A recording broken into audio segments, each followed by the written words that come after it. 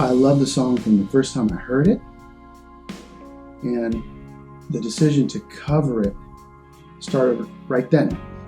My impression of the song was that it was about depression, and that spoke to me,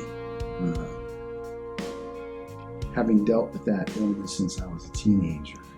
I let the musical treatment or rearrangement ideas gestate for years, obviously, since the song came out. And finally, this blues feel took hold and it just all came out. I told my co-producer and co-conspirator, Brent ARCEMENT, that I wanted to cover this song, and his exact words to me were,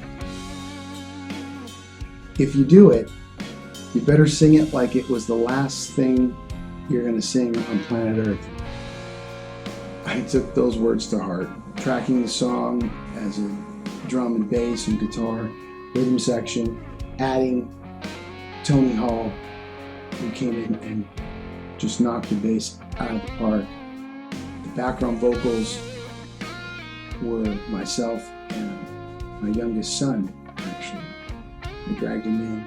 This is Jack MIELE. I'm one of the producers and engineers on the album. I tracked the drums and the initial guitar and bass and stuff like that, and I thought that immediately we had an instant classic on our hands. As soon as I heard that rendition, I thought that Tony had really knocked the vision for that song out of the park.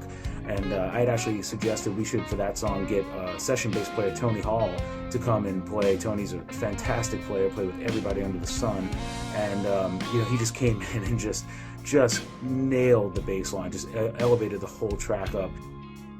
Couldn't be more happy with the way the record came out, and just proud to be a part of it. Hi guys, Cedric here. We are here today in Southern California in my studio, The Castle. One of the songs out of the entire album that stands out to me was Crazy, because we just had so much fun tracking that song.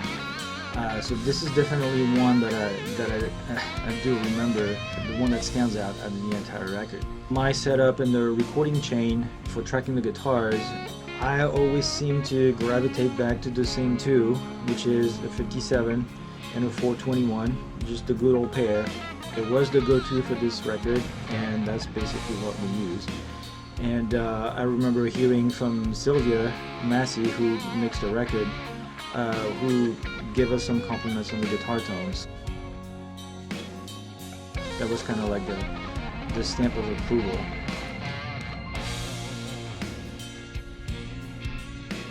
I think we did okay.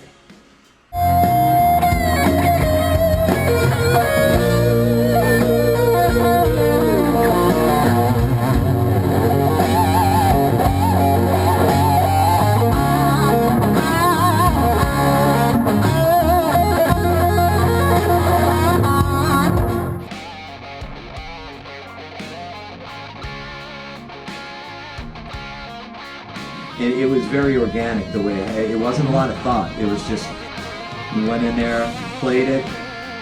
It wasn't some big blown out thing. I went and laid the B3 down in a couple takes. It was just very, very simple, and it came out killer.